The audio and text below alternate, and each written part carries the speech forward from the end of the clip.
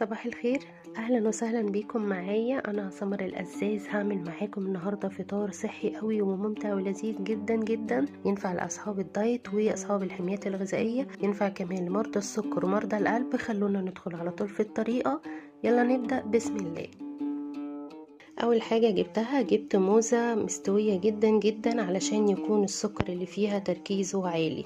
بعد كده هرستها كويس بالشوكة وحطيتها عندي في مج، يكون المج كبير.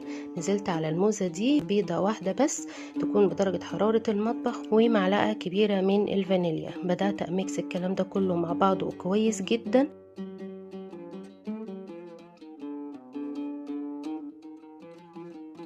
نزلت كمان عليهم